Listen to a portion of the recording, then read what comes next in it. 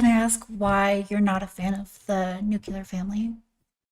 Um, I think it contributes to atomization. It's a pretty new social Okay, phenomenon. interesting.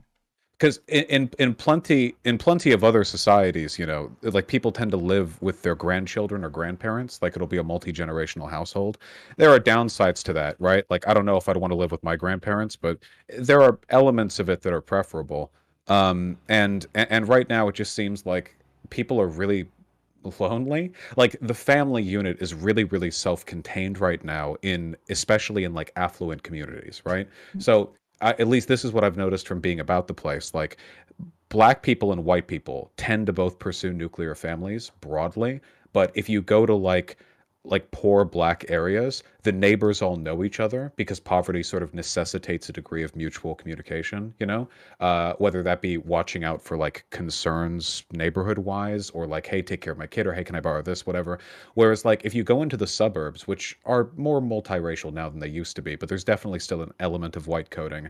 Nobody knows their fucking neighbors in the suburbs. Maybe you know like one over, and it's because they mow their lawn when you mow their lawn. But there's people like nobody walks around. It's you're pretty left aside, and I feel like the nuclear family encourages that. As the Black Panther Party actually discouraged their members from ever marrying, because they felt like marriage was the death of the political agent. That as soon as you marry off, you're like you suddenly have a greater like personal priority than commitment to the cause, which is a wonderfully militant way of expressing essentially the same point I'm making.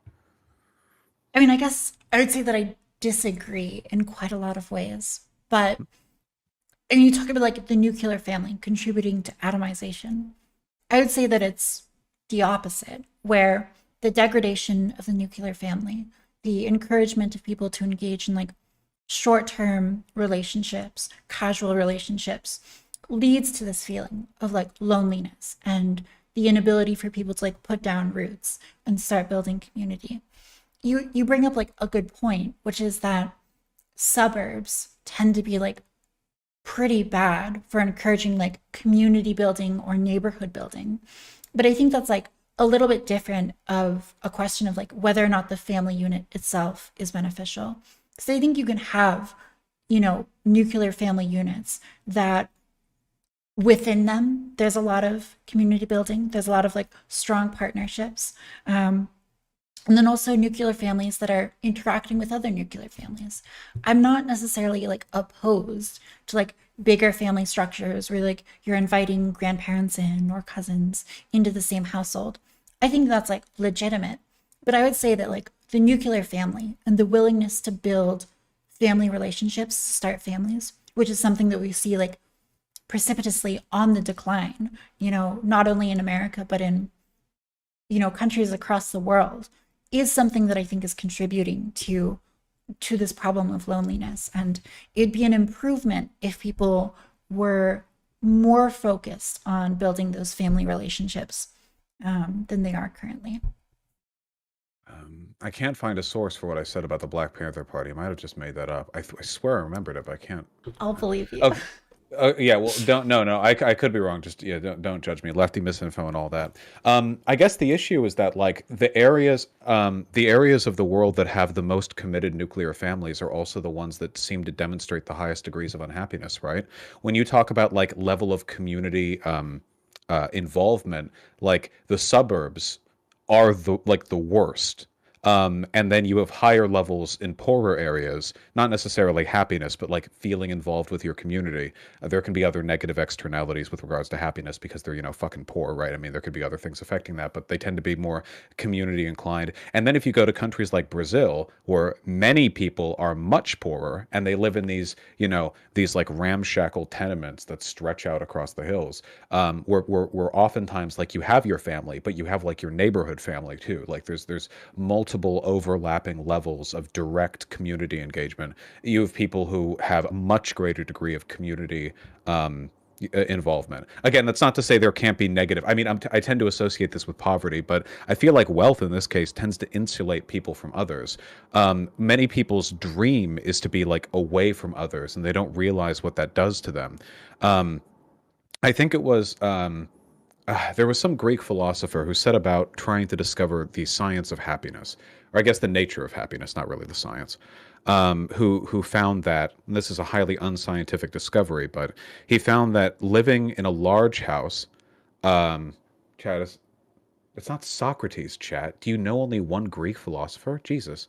Um, that living in a large house with a collection of your friends and just like chilling, Epicurus, thank you, is like the best way of living your life in terms of direct happiness. Like they can be family, you can be fucking them, you can be not fucking them, you know, you can be wealthy, you can be poor, but being around friends is what matters most. And it seems like the pursuit of the nuclear family in the modern era has been kind of to the detriment of community. I don't think it's a juxtaposition between nuclear family and a bunch of shiftless, like, you know, fuck buddies, and then you like have cats when you're 45 or whatever. I feel like the community bond should be emphasized, and the idea of walling yourself off with your married partner should be the thing that we're sort of pushing back against. If you live in a multi-generational household, after all, it's not a nuclear family. Or if you live in like a larger space with multiple other couples, that's also not a nuclear family. And I think those are nice arrangements. I think they tend to make people pretty happy.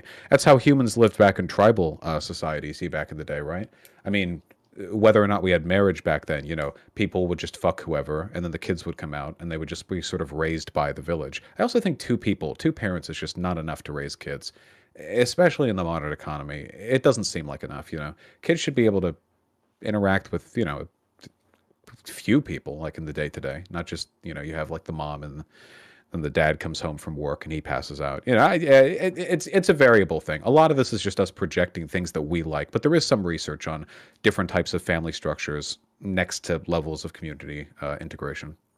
Yeah, community integration. I don't necessarily know the data on community integration specifically, but like if you look at the data on married versus non-married people, and I won't necessarily make the claim that it's like all causal, but the correlation is like enormously positive on like pretty much every metric, like, you know, reported happiness and like financial health and so on. And this is like sort of a conservative meme. And like, I don't think if you get married, you'll suddenly like be super successful in all of these ways. Um, but I think that it's like one component of creating bonds with people.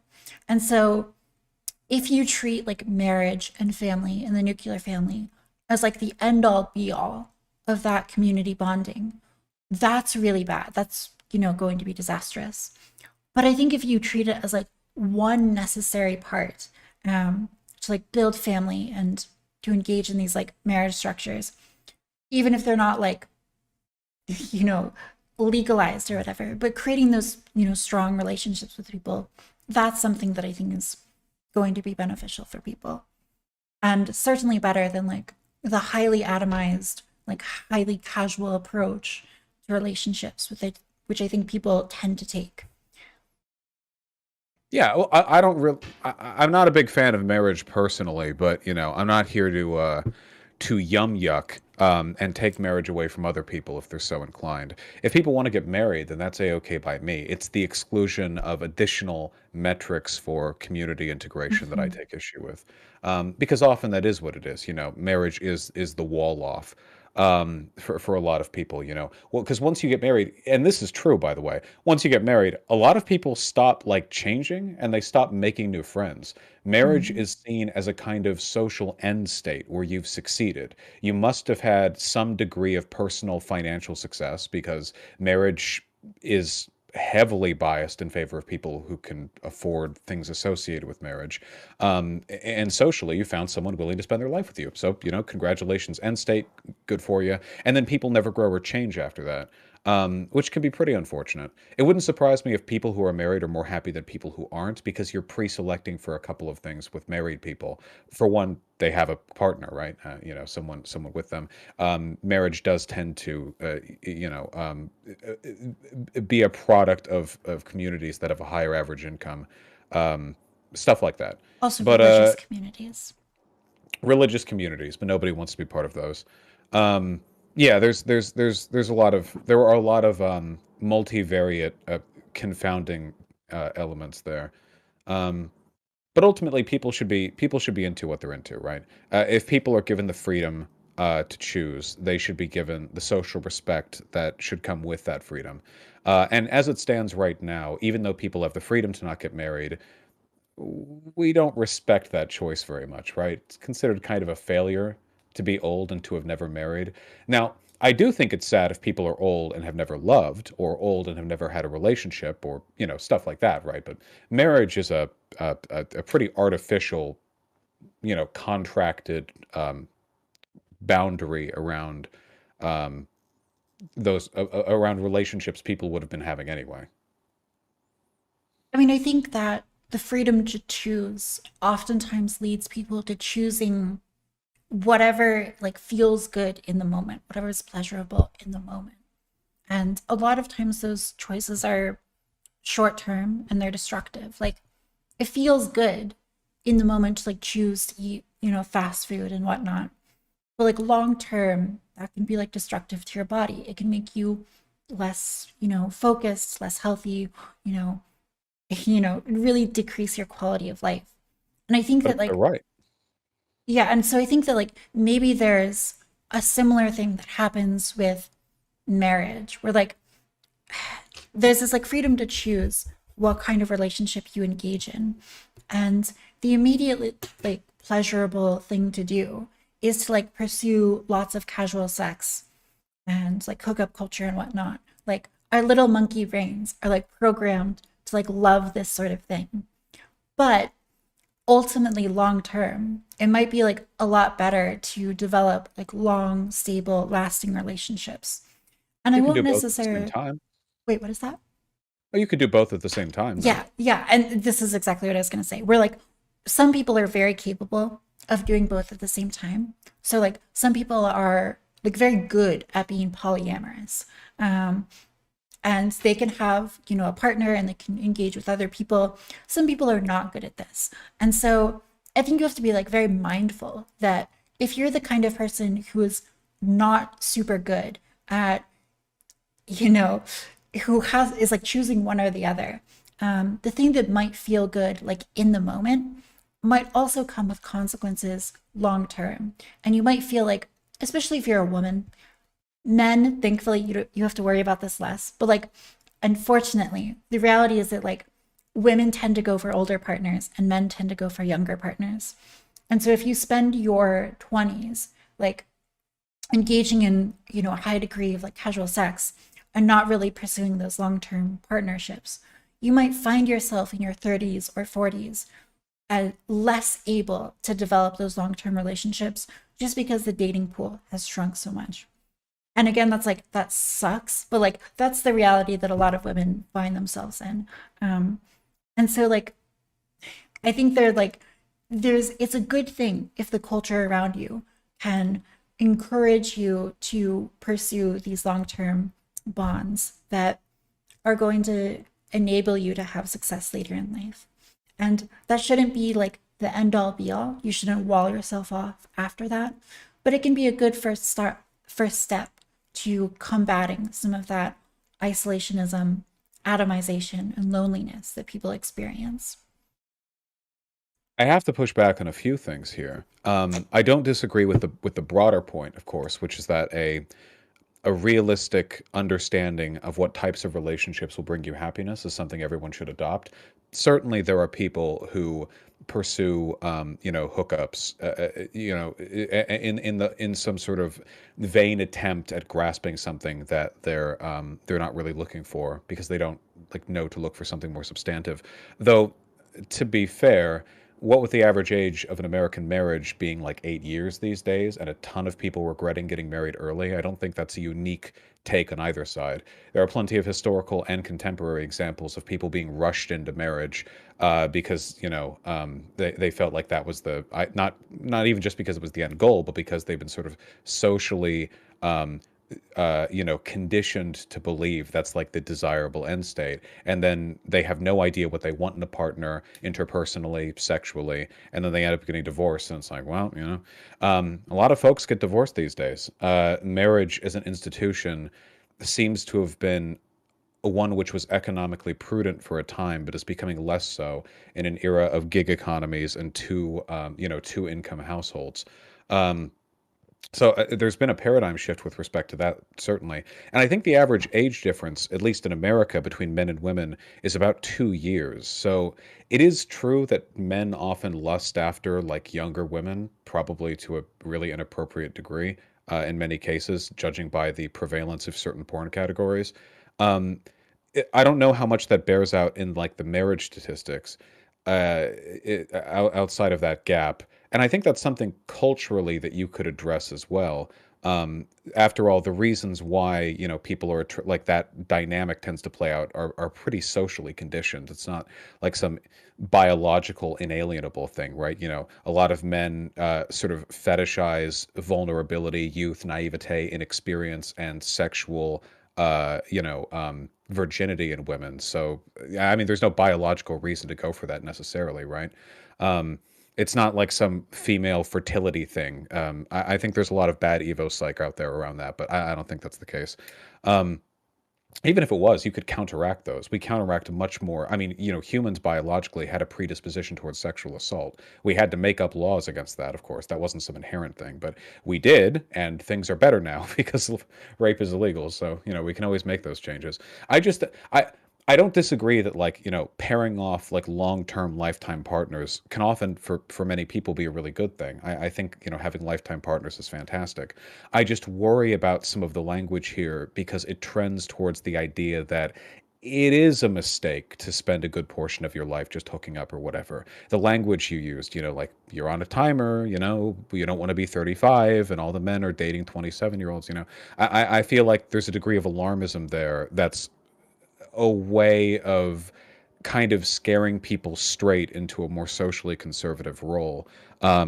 Which, yeah, I don't know. I think people should have the right to make their choices, and if those choices end up having negative outcomes, that's just part of freedom. Yeah, and I wouldn't necessarily say that it's always a mistake. Because I think that like a large number of people are going to be able to engage in like casual hookup culture and still find like long-term partners in the future, both men and women. And moreover, there's also going to be like some group of people who are going to be like comfortable never, establishing that like long-term partner. They don't necessarily need it, it doesn't benefit them, whatever. Like people, there's a great degree of like variety in people and the kind of relationships that people want and will benefit from. Like talked about polyamory as well. Like there's some people who I have no doubt benefit from polyamorous relationships, open relationships, and whatnot. But there's also a lot of people that don't. And I think it's more a matter of understanding what kind of relationships you want and meaningfully, mindfully pursuing those. And then also understanding that in the future, what kind of relationships you're going to be interested in might change. So even if like your little monkey brain is telling you to like have a ton of sex now, you might also understand that like maybe in the future you'll want that long-term relationship and you might have some consequences of pursuing casual sex now, just in like opportunity cost, as far as not having pursued that kind of relationship earlier. So I think it's more a matter of just like people need to very critically understand their own relationship goals and be cautious of maybe their goals changing in the future. I get that. I do think that people's biases are towards your direction, though, right? Mm-hmm. Like the social messaging encouraging people, like you got to get married, especially for women. You got to get married, find the right man, whatever. Those are powerful, like mainstream media codified messaging that might distort people's otherwise, well understood internal beliefs and preferences. Whereas, hookup culture is more of a Well, it's still not treated that great in broader culture, right? I mean, it's certainly there's some like begrudging, grimy respect for the process. It's sensationalized in media sometimes, but I don't know if it's thought of. It's usually sensationalized in a way which is meant to kind of undercut its health, right? Usually it's sensational because it's destructive, hookup culture. But a lot of people just do hookups because they're trying to find someone worth spending more time with, right? Like I can only really speak from my experience, but like I don't usually because I've done a decent amount of hooking up. And when I do so, I'm not usually thinking like, I only want to meet this person to fuck them. I usually meet a person and have sex with them. And like, if they're cool, I become friends with them. And if they're cool friends, then I might end up starting a relationship with them. But that's just a metric by which people can enter long-term relationships now. Whereas before, it was more of a who you met at your local church group type deal. If you had to choose between those two, I feel like the former is probably a healthier way of going about things because you avoid that issue of not knowing what you want in people. At least you're being discerning to begin with. As long as nobody has an issue with a person having a body count beforehand, it seems like a relatively um, not efficient, cautious way of going about things. I certainly know I would feel more reckless entering a marriage with a person I didn't know too well, than I would ever feel reckless, like just hooking up with people off of Tinder or whatever. To me, like there's way more loaded into the potential for like a bad marriage. That's a bad hookup is like a bad story, assuming I don't get killed. But who knows these days, right? Could happen to any of us. Um, a bad marriage is like a life altering fucking train wreck thing you have to you know what I mean, right? Wait, actually, I'm curious, are you married? Not to dig at you, I'm just curious. I'm not married, no. Okay, okay, yeah, I don't know, that's how I feel about it. A lot of people really romanticize the idea of like tying off the knot or whatever, and I'd like to have a life partner, don't get me wrong. The marriage as a legal institution is a little bit frightening, I think, just because there's so much econ stuff wrapped up in that. But conceptually, I think it's nice. But I think you can pursue one into another potentially. Yeah, I mean, I think that's correct. You used the word efficient earlier to describe the process, which you backed away from, but I think that's accurate. I think that a lot of modern technology enables incredibly efficient, like courting of people and courting a lot of people. But at the same time, we're not necessarily seeing that borne out in like long-term relationships. So like you mentioned like marriages being prone to divorce. That's certainly part of it. Another part of it is that like if you are not invested in like long-term relationships, if you're engaging in hookup culture and you're invested in the idea of like pursuing this sort of like pleasurable experience, I think that desire is somewhat at odds with the desire to like really commit to someone, even just for like year after year, and eventually build that long-term relationship. So I think that like a lot of times with hookup culture, what you see is people, they're not having sex with a new person every night. That's on the extreme end. But rather they're having, they're getting intimate with someone for a few months at a time, or, a year at a time, 6 months at a time, and then they're moving on to another person. And that's maybe a little bit more dangerous, Okay. because, Can I yeah, ask you something yeah, pointed about that, if you don't mind? please, please. What is the contradictory element between those two things? Like, what if you're meeting people, you're fucking them, you're spending some time with them to see if like things would work out for a long-term relationship, and then if they don't, like maybe you move on to another person. Like, what if that's just because like technically, if we're talking like say two people get into a long-term relationship at the age of 24, what's the difference between the person who was a virgin up until that point and the person who like hooked up with a bunch of people beforehand to kind of find out what they liked, and then when they found a person they really liked at 24, they went up with that? I also say that like it probably varies from person to person, but I would actually maybe be like a little bit on your side here, where I would say that like having prior relationship experience, and prior sexual experience is a benefit when it comes to developing a long-term relationship, right? That's an advantage in like making things work, being able to negotiate with your partner, be a good sexual partner, and so on. Um, and so if you're using like Tinder or whatever to develop these like relationships, these short-term relationships, maybe you even intend for them to be short-term, but you're also using them as like meaningful, you know, practice, experience, learning experiences to make yourself a better partner, someone who's more capable of really contributing to a relationship. And you're also the kind of person who knows that you want to have that long term relationship eventually in the future. I think that that can be like a totally fine choice for you to engage in that kind of sexual experiences. I think it's only problematic if you are using these sort of like sexual experiences instead of pursuing a long-term relationship, or you're doing them, you know, with the intention to maybe knowing in the back of your mind that you want to have a long-term relationship someday, but you're not actually trying to develop any of these short-term relationships into that long-term relationship. That's when I think it becomes maybe a little bit destructive. I agree that it's bad when people want a thing and they're pursuing that thing in a manner which is ineffective. I Mm-hmm. acknowledge that.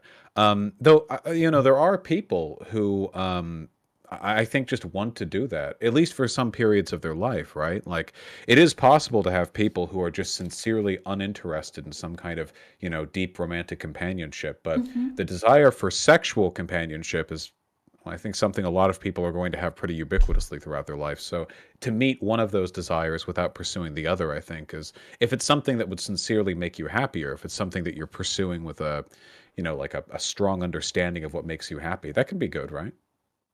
Yeah, for sure. I think if you're the kind of person who knows absolutely that you're not really interested in that form of like long-term companionship, for whatever reason, you're like totally sure, we'll just say hypothetically, then yeah, I don't think there's like anything wrong with pursuing casual sex.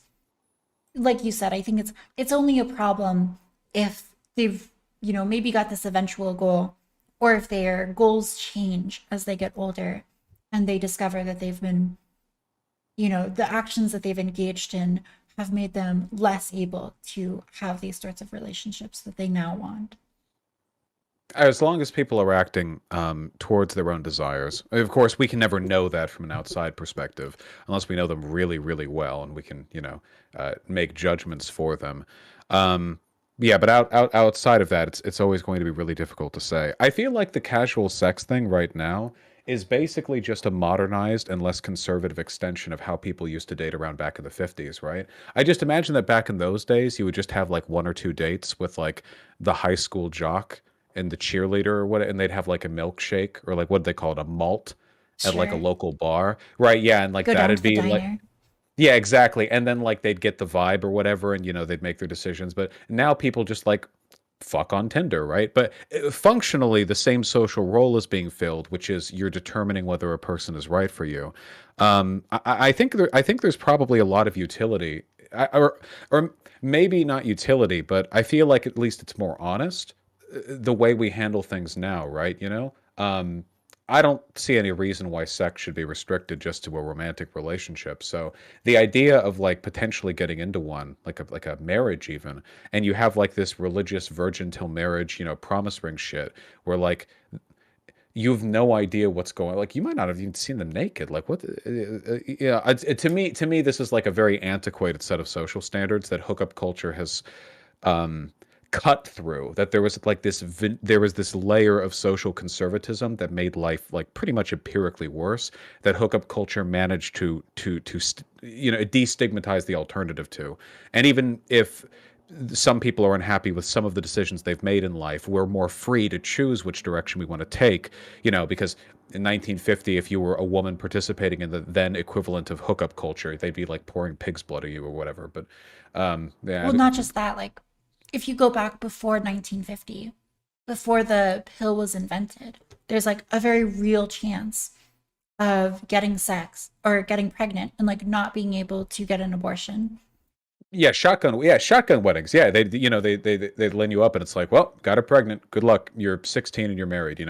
I don't know. There are so many social consequences to giving people to loosening social standards and giving people the freedom to choose which direction they want to take. And there are definitely like course corrections that can be made. There are definitely ways to socially incentivize good behavior, but I'll always prefer the negative externalities associated with people's free choice to make decisions about their own life than I would hope people's, sort of coercive social standard influenced decisions work out enough of their favor to be preferable to the alternative, you know?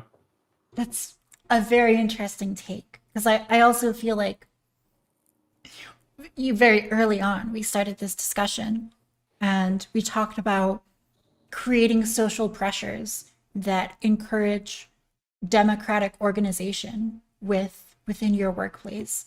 And it seemed like you were very much a fan of creating social pressures that would have good outcomes rather than necessarily allowing people to like engage in the freedom to join autocratic, you know, private organizations of labor. Yeah. The idea would be to educate people to be a good citizen, as I guess we should educate people to be a good hookup culture participant, or whatever the equivalent of that would be. But there's a critical difference between, positive cultural incentives to make people amicable to better systems and negative social stigmas against people who won't follow those. I do think there's a categorical difference from social influence when it's being used to make people good citizens versus when it's being used to like slut shame women for fucking before marriage or like suggest that like hookup culture is like a disensoulment process where it makes you less of a human, which a lot of conservatives still believe. Is it disensoulment, desoulment? I'm not sure. Never heard this word. It's a wild, yeah, it's not, I don't think it's bandied about that frequently, but yeah, it's social pressure should always be used responsibly. Like I'm okay, for example, with the social pressures towards trans acceptance, because I feel like doing so sort of expands people's positive liberties. You know what I mean? Like even if you're changing the information that people receive from, say, a binary mode of sex and gender where the two words mean the same thing, which was commonly taught and still is commonly taught in a lot of places, to a more nuanced and trans-inclusive way of thinking about things, I think that increases the potential for liberty. Whereas the alternative, which would be switching it back, while an alteration of equal size to the curriculum, would be one which brings about negative liberty because it decreases people's information, increases the likelihood of condemnation. Okay, interesting. Something to chew on for sure regarding liberty and what that means. I'd like to believe I like freedom quite a lot. Though everyone says they're the most freedom-loving person, so it's a constant ranking battle. I think freedom is one of those things like happiness, where if you tell someone, I like freedom or I like people being happy, it's like, wow, great, we totally agree. But then you find out they think that in order for people to be happy, they need to engage in this like very strict, you know, way of, engaging with society and with culture and other people. And you believe in a totally different one. And so I sometimes think conversations about freedom or happiness or these sorts of things, they can be like a little bit obscuring of what we're actually maximizing for. Oh, for sure. Everyone pulls it. Like Nazis do this too. They'll be Right. like, "Yeah, we like freedom to enjoy the fruits of your racist labor." It's what. Or yeah, we want people to be happy, and of course, happiness is best brought about the fatherland. Right. It's almost like not the concepts of happiness and freedom, but the terms happiness and freedom are like slotted in everyone's axiomatic, like first principle, dictionary. They always have that like booked in right at the beginning. And of course, it means completely different things to everyone who says it. But I don't know if there's a way to overcome that linguistic barrier because these terms are pretty nebulous and people are made happy by different things anyway. Yeah, it's definitely tough. Thanks for talking with me, Vosh. Do you have any advice for being friendly with like lefterly people? Because I want to be. I want to have conversations with people like Demon Mama and you and so on and be like, I feel like this I feel like was good and productive and we were able to find like common ground, places of agreement um, on things. But I'm Yeah, so new to the Twitch space. I'd like to think I'm easy enough to talk to. Um, yeah, I'm not sure. I don't know. I saw a post in my subreddit, which then resulted in you tweeting something about how people in my community thought that you were like pole adjacent or something. Yeah, they think I'm like a Um, big 4chan person. right. I'm not sure where that got pulled from. If there's some spicy drama that they, hurriedly inform me of a moment after I end the call, then I guess I'll learn then. But yeah, I don't really know. People are pretty quick to jump to conclusions. I think, unfortunately, the issue with my community in particular is that, you know, usually when I don't talk to many normal people here, right? When we talk to conservatives, we're talking like hardline ideologues. When we cover content, it's hardline content. So people, normal human people, I try to remind them, usually have not just a broader range of perspectives with different and sometimes seemingly contrary perspectives, just aesthetically, optically, it can be difficult sometimes to immediately parse a person's positions. Like, have you ever talked to a person, like a regular human, not some dipshit online, right? And like a coworker or something. And even though you've talked for 15 minutes about politics with them, you still have no fucking idea like what you would categorize them as. Right. They don't exactly have like a emoji of socks in real life to Yeah, immediately yeah. know. Thank God. That ambiguity is something that my audience tends to jump at really quickly, which is why Mm, whenever they hear anything that sounds like a thing they've heard a conservative say before, they believe that the person saying it is a neo-Nazi and so on and so on. Um, I don't know. If you get some backlash from the more left-leaning communities for expressing your opinions, they're they're a sensitive bunch, but don't let that discourage you too much. Okay, they're as temperamental. They're as temperamental as dogs, and they can be as easily impressed by literally anything you say that they like. They're very very very very the wave long changes waveform. quickly. Oh yeah, God, Yeah. I hate online politics. I It's think fun. like the comment about pull is like so weird to me too, because my entire experience with like 4chan, especially like specifically pull, is being like 16 years old and like being on there because someone linked me a thread where they were like posting photos that I had posted previously on like other social media.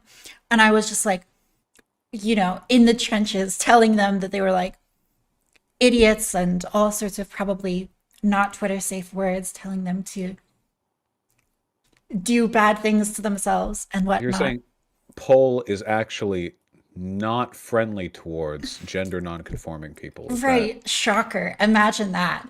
Yeah. So I would like make little skits making fun of them and stuff.